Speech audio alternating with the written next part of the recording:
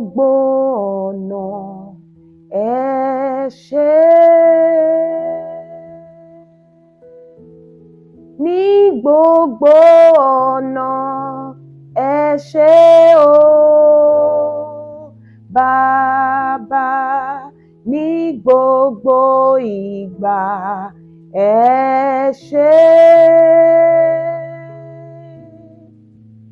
Fún gbogbo ìgbà ẹ ṣé o Bàbá.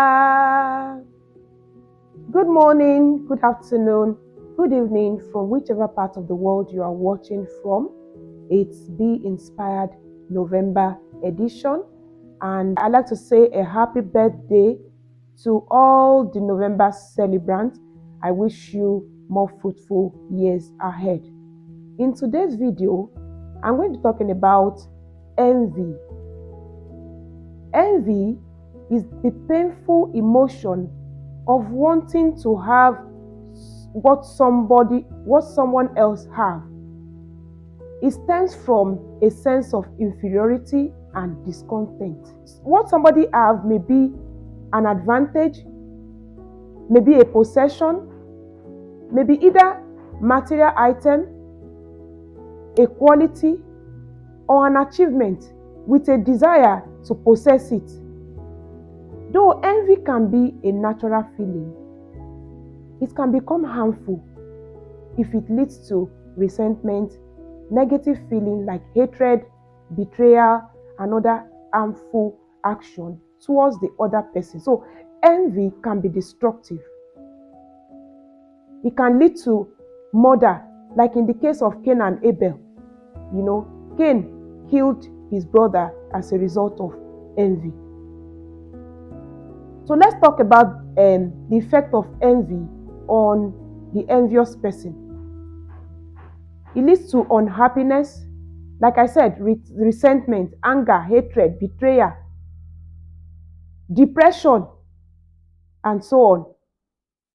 It can also result in, like we earlier said, destructive behavior, like slander. You begin to slander the other person, gossip, sabotage, which can damage trust and create conflict in personal and professional relationships. The character trait of an envious individual. We've talked about the effect of envy on the envious individual. One of the character traits is that they are not always happy. They are mentally and emotionally distressed. They can be depressed. They can have inferiority complex. They can be hostile. They can be manipulative. They can be controlling. They can be domineering. They don't see anything good in anybody. Even when you are doing it good, they try to badmouth it. Other signs of envy can be being unhappy when others are achieving success. When you want to be a blocker to people, you want to be that one that want to hinder people's success. You want to be that one that is judge. They are judgmental. You want to be that one that want to bring people down. Overall, they are always happy when people face setbacks. They lack self-esteem and they are insecure. Now, to you, the victim of envy, how can you overcome an envious attack? Number one, under no circumstance should you feel less about yourself, because this is what the envious person wants. So you notice that somebody is being envious around you, and you are also keying into that person. You want to feel less about yourself. No, don't do that. One of the things they want is for you to be down. They try to guilt strip you. They make you feel even when you're not guilty. Another thing is that don't let their insults stick. So try to engage your mind, remain focused, remain calm, avoid them, don't be bothered, don't allow their insults to stick. Then don't make apologies for what you don't do or for who you are. never apologize for what you did not do or for who you are. No. Then retaliation should not be an option. That's not the time to say, I want to do pepper them. I want to retaliate back. No. It's always good to always avoid such people. And above all, I will say it's better to be envied than to be an object of pity. For me, I'd rather be an object of envy than to be an object of pity, because it's a sign that you carry something good. Nobody wants to envy someone that doesn't carry something. When the atmosphere becomes toxic, that's a time to start to build your defense mechanism around yourself. Don't wait until it becomes toxic and you are being destroyed by the other person. Like in the case of Cain and Abel. If Abel has seen it in the air, I'm sure he could have built his defense mechanism around himself to avoid being destroyed. You better live to tell your story.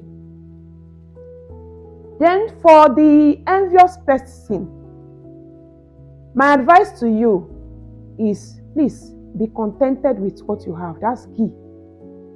Then identify your strength and what makes you different. What makes you stand out? Try and identify it. Every human being is uniquely made. So there's no point envying anybody over anything. Stop comparing yourself with people.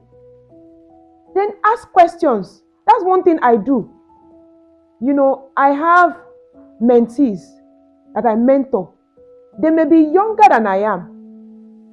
If I see that there's something in them that really attracts, that I really admire, instead of, we have this attitude of, mi ò kì í ṣẹgbẹ́. So because of that, you now form to know it, or you form that superwoman, you form that superman. No. Ọ̀rọ̀ mi ò kì í ṣẹgbẹ́ kọ̀kọ̀kọ̀. Try and accept your vulnerability and come down from your horse of pride. Ask questions. It's because many people don't ask questions. That's why they become envious of people. If you ask questions, sis, bros, abego, how na they do this thing? No? And you know what? Funny enough, most of them they give me good answers. I'm being gingered by them. What kind of mentor are you if you cannot be mentored by your mentee? That's what we call reverse mentorship. You can't always be the one that they be drawing from. One for egbe now. They draw from you, you draw from them as well.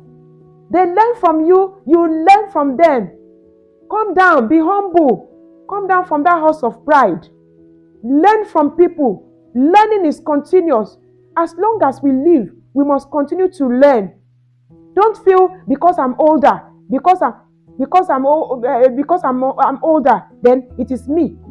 I have to know. You cannot be Madam Know It All. You cannot be Mr. Know It All. The same thing comes to financial issues as well. In this part of the world, in our own part of the world, we believe that Agbanimi, I have to be the one that must to be dropping everything. You will crash. You will die before your time.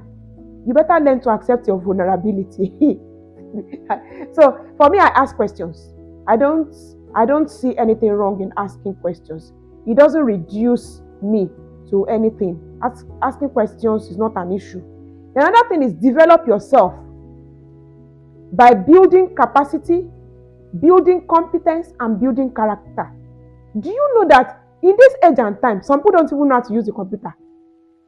When you are talking about Microsoft and Windows, the system they don't even know. They don't understand. Not because they never hear, they've heard about it. Put them on that laptop, they can't operate it. In this age and time.